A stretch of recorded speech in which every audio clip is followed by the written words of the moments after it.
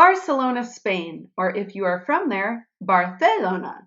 No matter what you call this city, it is known for its soccer team FC Barcelona and its many architectural landmarks, including the Sagrada Familia, Casa Milà, and Park Güell.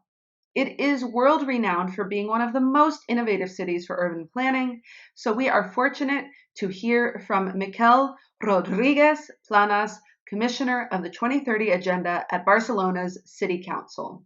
Oh, I'm so excited to talk to you today. I've heard from so many people that Barcelona is really a city to look to on what's the right way to engage with the SDGs, and you're in charge of that initiative. So, as commissioner, your title is Commissioner of the 2030 Agenda at the Barcelona City Council. What does your job entail? And I saw that you started the job 1 year ago. So, why did you choose to take that on? Okay. Thank you for inviting me here. And well, my job, well, I'm in charge of making at least Barcelona City Council to be able to reach the 2030 agenda and the SDGs. Maybe later in the next question, I can explain a little bit more, but basically the thing is to adapt the agenda to Barcelona reality.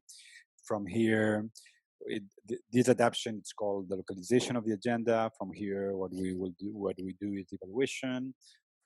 From the evaluation, we are able to prioritize, and from here, we can innovate in public policies and also do awareness and also share with other cities. So that will be my job. That maybe it's like a little bit like abstract, but at the end, you have to like help the rest of the city council, help the rest of the areas to move on in the direction of the SDGs. That will be the main goal. From my personal point of view, I had this offer 1 year ago, now in August 2019, and I was working in the academia on evaluation of SDGs and evaluation of cities. So it was very interesting for me to try to move from the theoretical part to the action plan, and on the other hand, I understand that to reach the agenda, it's to reach the future, or at least to have a right to future. So I think it's very nice, and I could not say no to the offer they gave me. They offered me, so here I am. I'm glad you accepted. And I was just going to say that it sounds like it keeps you busy for sure. Yes. So since you started 1 year ago, I'm curious what changes you've seen across the various city departments in the perception and understanding of the Sustainable Development Goals. Okay, in this year, maybe I would say that the main change is that in some cases, I would say that there's two main changes. The first one, understanding or realizing that there's the agenda, and maybe it would be nice to follow it. And the other one that I think it's more interesting is the departments that were already aware of the agenda and aware of the SDGs and willing to reach them. They were working on a very separate way, very like they were trying to reach some of the SDGs, not the whole agenda. And what we have tried to explain together with my team, it's to make them understand that hey, it's not about reaching one goal; it's about reaching all of the goals, all of them, the 17, and trying to reach them at the same time. And try to make them understand that when you are implementing one measure or one policy that you think it's reaching one goal, you have to think about the trade-off and how it's impacting to the other ones, and you have to try to find, we call it like a balance between a triple sustainability: the environmental one, the social one, and the economic one. You have to try to reach this triple sustainability. That's the, I would say this is the main change that we're viewing. In 1 year is not easy, and 1 year and in the pandemic, it doesn't help. So definitely difficult for everyone. And Yeah, I think that we can't assume anyone knows about the SDGs, so we have to start there before just diving into strategy about it. But I also want to ask you, why do you personally care about the mission behind the Sustainable Development Goals? Well, on the first thing is what I said before. Like, to me, the agenda, it's a way to have a right to a future. So we are really, I think that people and young people more than older are clearly aware that we are facing a very like an inflection moment, and if we're not able to change some things, change some ways of how we produce, how we work, how we live, maybe the future will be quite different from what we have seen right now. So that's the first thing. And but next to this, or together to this, I think it's very important to as I said, you have to think about the whole SDGs at the same time, the whole agenda at the same time. Why? Because when you say you want to reach this agenda, you cannot only reach the environmental part if you're not offering an economic solution. Because if you're not offering an economic solution, companies will not follow you. But at the same time, you have to have a social solution. You have to try to not to leave no one behind. And that means giving them jobs, giving them opportunities, reducing inequality, and this is also sustainability. Maybe it's not so clear from like right now when you talk about sustainability. Normally people talk about, come to you and say, we have a green idea, great, that's great. But we need also a blue idea and a red idea, no? A blue for economy and red for social one. So I'm very aware that we need to work always, and I'm talking all the time about this triple sustainability because I think that's the key element to understand how to reach it. Yes, that was, thank you for sharing your personal passion about the Sustainable Development Goals. And I really picked up on what you said in the end. Like, people will come to you and say, oh, I have this idea that has to do with sustainability, but maybe it's just on one aspect. And that's another reason why I love SDGs so much and Agenda 2030, is because it outlines 17 specific aspects, but all of them are necessary, as you mentioned, not just number 13, which is climate action, Right. etc. And they're very intertwined and interconnected. And so now, moving to Barcelona as a city, why do you think it's important for cities to engage in Agenda 2030 just beyond SDG 11, considering that the SDGs were designed by national governments at the UN and to be measured nationally? Well, first, the UN, it's a national body. That's the reality. But if you accept that and you try to adapt the agenda to your reality, well, and to the local reality, I think what is very clear is that cities are in the forefront to face the challenge that the SDG are trying to overcome. And we're in the forefront not because people live in cities, but people live in cities now. We're talking about 50% of the population of the world is living in cities. Some regions like South America, we're talking about 80%. Some other region are 70%. But all the forecasts are saying that by 2050, we'll be right around 75% will be living in cities. And the thing is that right now, with only half of the population living in cities, cities are responsible of around 75% of CO2 emissions, are also responsible of 75 or 70% of energy consumption. So imagine this in 2050 with 80% of the population. So when we say we are at the forefront, it's because we are the ones that are really there, and we have the tools. We have the tools to do that. So cities cannot think about only SDG 11. They have to think about everything, and that's why we are here. Great. And as I said, you have such a deep background, so many interesting experiences, and something that you're also doing now beside your very busy job for city council is that you're a member of the UN Economic Commission for Europe's working group for evaluation criteria of how public-private partnerships reach the SDGs. So can you tell us more about that work and how public-private partnerships play a role in Agenda 2030? Yes. Well, this is a very it's a little bit a long story, and I will try to make it a little bit short.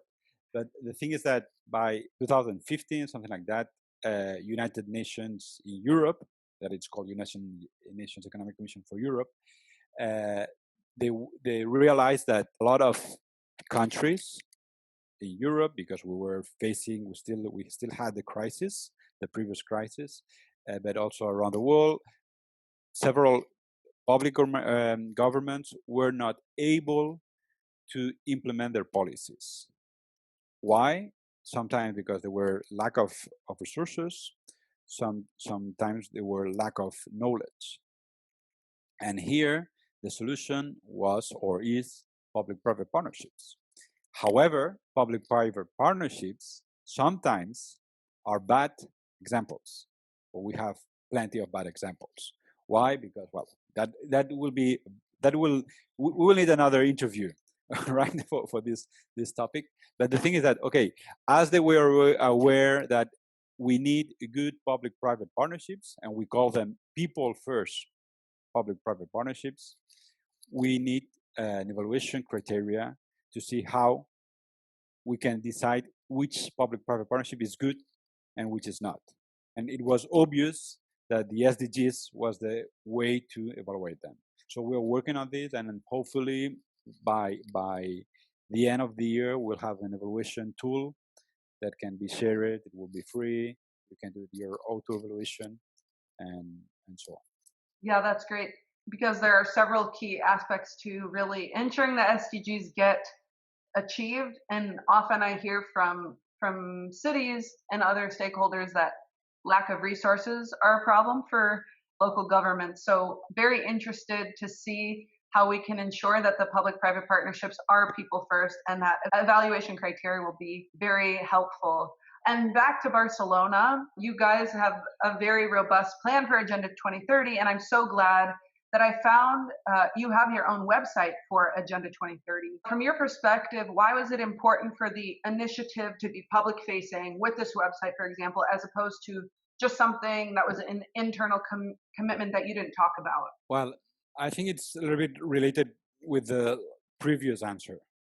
I think that the thing is that when you look at the agenda, you look at the 169 targets, and you try to adapt the agenda to your reality. You say, "How? Wow! No, this is very big. We only have right now 10 years, and we really need to run. Even if 10 years in public administration, it's like a long period. It's around almost 3 elections, so like it's quite a lot of time. But the thing is that we need to have a very public-facing initiative. Why? Because we need the private sector, we need the citizens, we need the civil society to be engaged with the agenda, and we're working to have them engaged. The good thing is that a lot of them are already engaged. That's great. So we have also to find champions to show them to the rest and say, hey, this is a good example.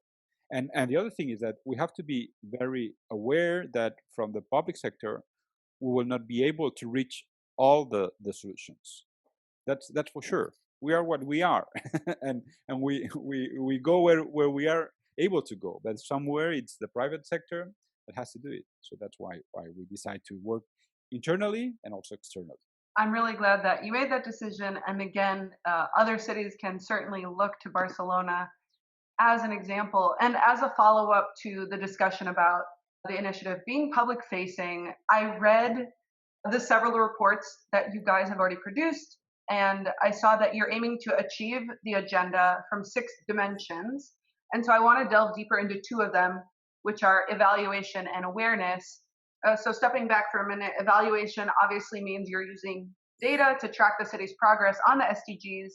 And before I get to the question, you kind of alluded to this already, which is I think that cities can feel overwhelmed by having 17 goals, 169 targets, and 232 indicators. So now we can get to the question, which is in Barcelona, what data and sources are you using? And how have you streamlined the measurement so it's not overwhelming?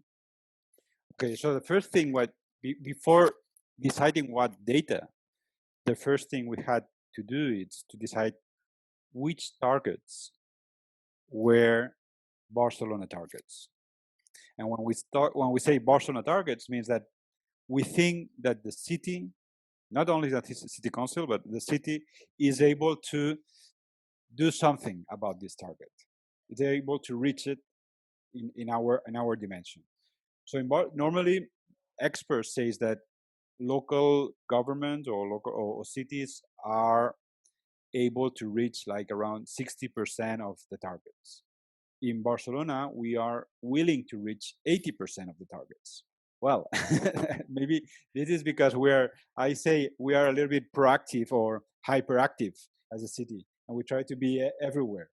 But the thing is that now we have like 136 targets adapt to Barcelona reality. Some of them we have tried to keep the philosophy, the main description of the target, but we have changed it because we have adapted to our reality. Allow me just to give you one example. When we talk about target 1.1, the one that says no one has to live below $1.30 per day, this doesn't make sense in Barcelona. No one is able to live with $1.30. So we had to change it, and we decided that this target we should be able to use it to face the homeless problem that we have in Barcelona. It's not a big problem compared to other cities, but we have this problem. So we have decided that by 2030, no one will be sleeping outside. No one will be without a lunch per day, right? So something like that. So that's our. So from here, once you adapt the targets to your reality, another thing that we have done, not to be stressed, not to be overwhelmed, is to, okay, let's use the data we have. We have 10 years, so now we use the data we have. And in this time, if we need more data, we will build it. We will find it, we will work it. But let's start with what we have. And the good thing, at least in Barcelona, is that we have a very great statistic department with an open data website, very good, with plenty of universities in the city and NGOs and social society around. So we are able to work with a lot of data. We have plenty of, I would say that we have around 200 indicators already. And these indicators, what we do is we work basically in two types of indicators.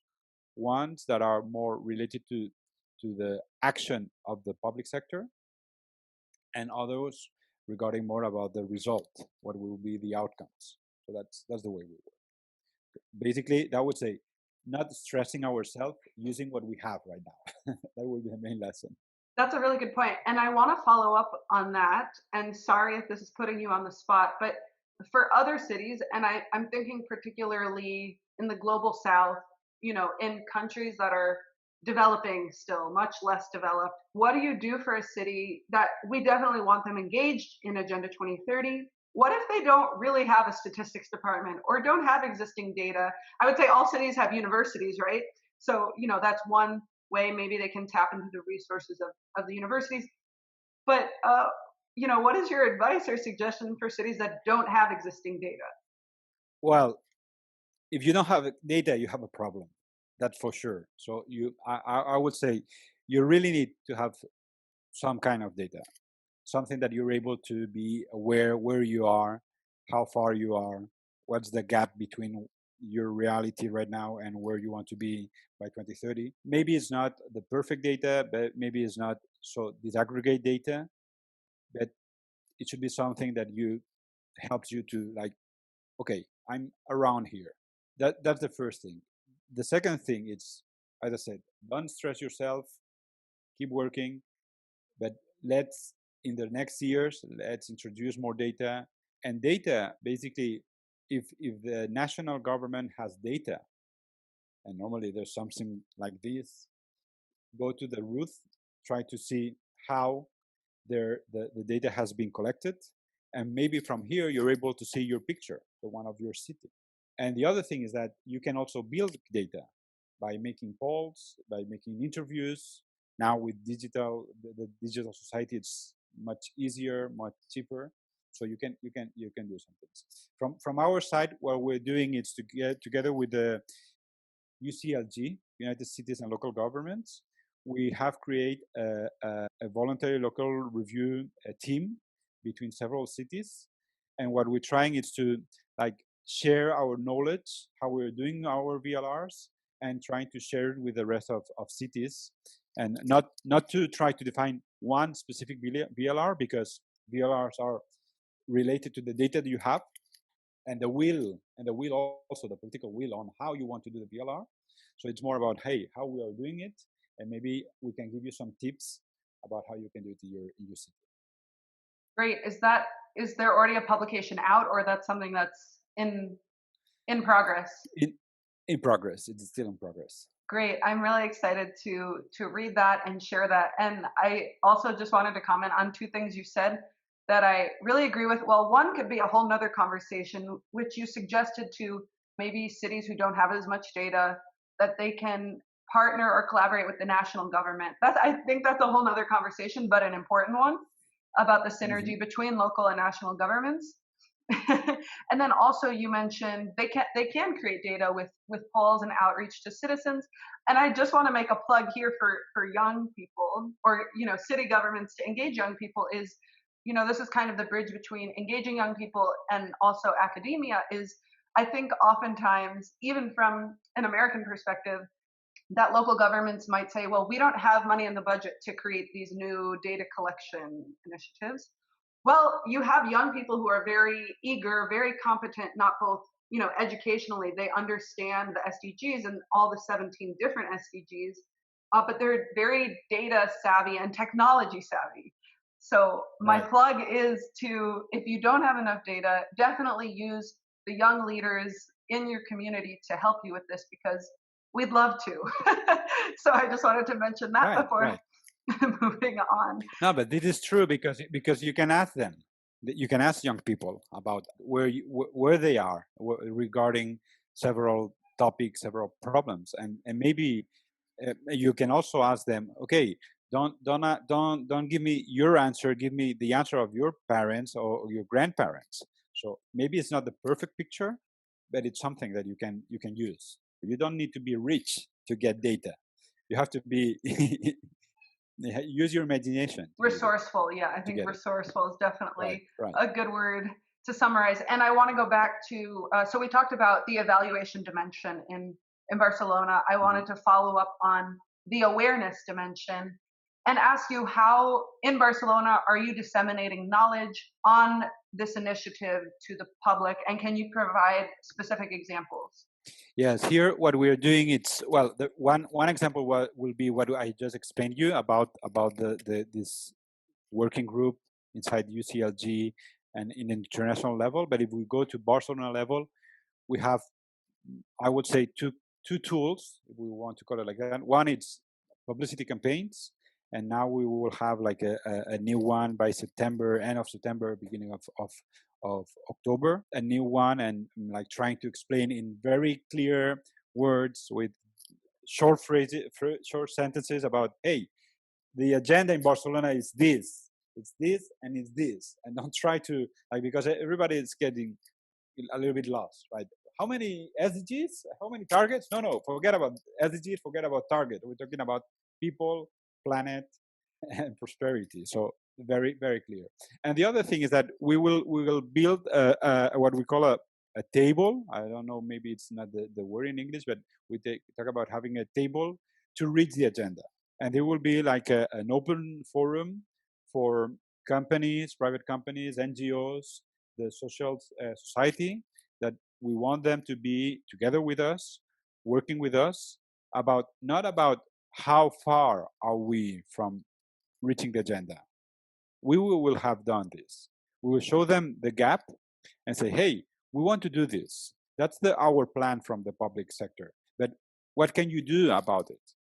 What can you do from the social society, no, the civil society, and try to make them work together. I don't know what will happen. Maybe they would just throw them the chairs and and kick off, kick us out from the meeting. But I don't know. I think it will be very interesting. Well, you might as well try. That's the worst thing that could Right. happen. And I understand that in Barcelona, you've connected the SDGs to the budget process, which is quite innovative and progressive. So, how did that come about, and how is it going?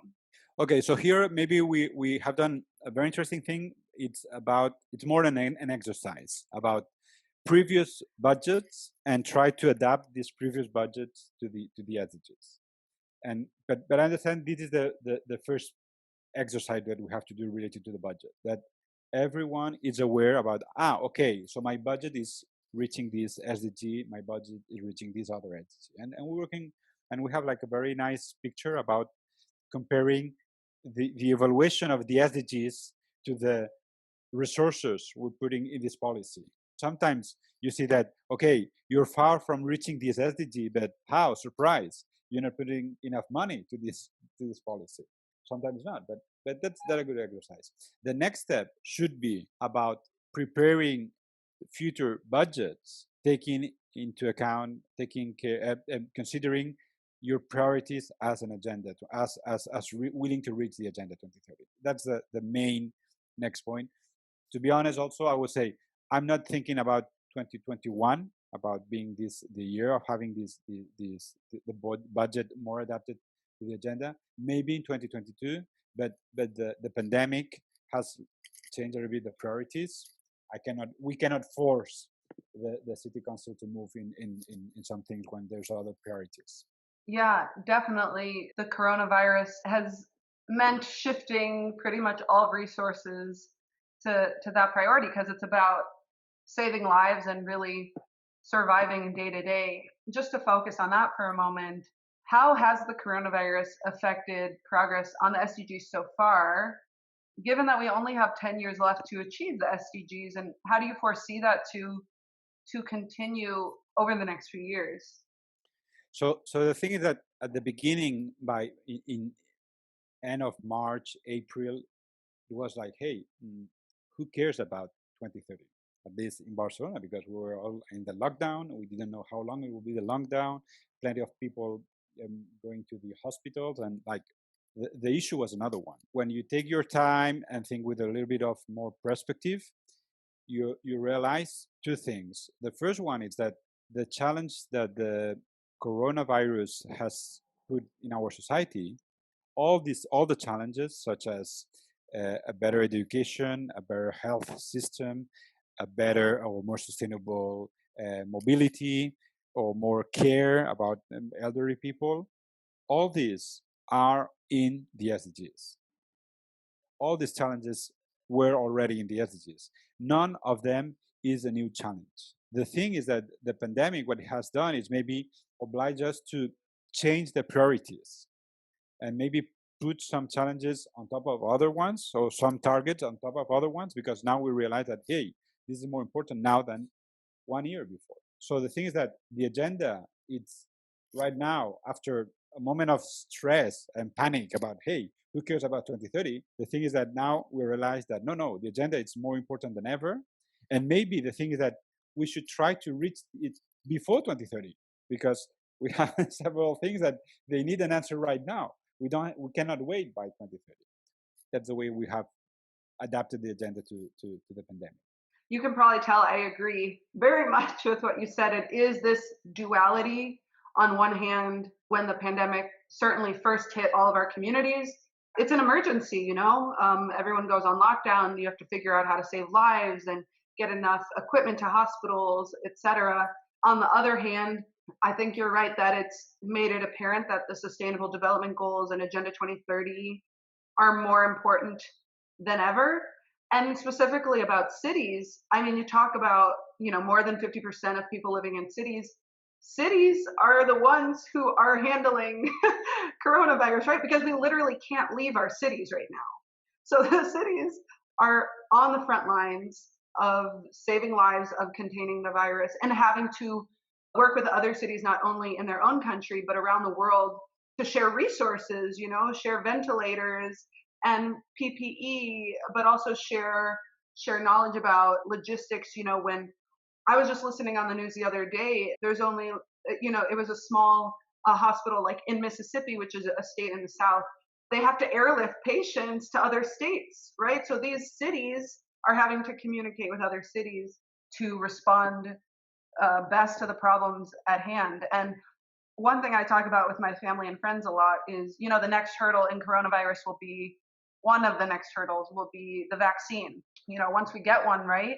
And this is in the theme of the Sustainable Development Goals is this multilateralism and city diplomacy. And I think we have to do better than we have been so far in this pandemic to work together across borders, because the coronavirus doesn't care about borders. It completely ignores that. So we've had a very insightful conversation already, and I want to talk about one of my favorite things, which is young leaders. Great. So my first question is, how is Barcelona actively engaging young people on SDGs and helping you to achieve the agenda? As we have started 1 year ago, in less than a year, so we haven't started to, let's say like that, attack young leaders or get in touch with young leaders. But however, we have a plan. Okay? So the thing is that the thing is that we have a very good thing in Barcelona. We call it the sustainable network. That it's something that it's been created like more than 10 years ago, and it was more related at the beginning with the 21st agenda. And the thing is that right now we have like around, I would say, 300 schools in Barcelona. I don't know if 200 or 300, I don't know, but anyway, the number is big if it's 200. So 200 schools that are attached to this program, to this sustainable network. They have their own sustainable schools network, and here there's plenty of kids, and for example, my sons that are teenager, well, 10 and a little bit more and a little less, that they're doing offering solutions in their schools to try to make them more green, more environmental. So we want to work with them to try to find these champions and young leaders, to allow them to show us what are they doing, and from their example try to reach more people. That sounds great. And then my final question is, let's say you're talking to other municipal leaders around the world. What would you tell them is the importance of meaningful inclusion of youth in order to fully achieve the Sustainable Development Goals?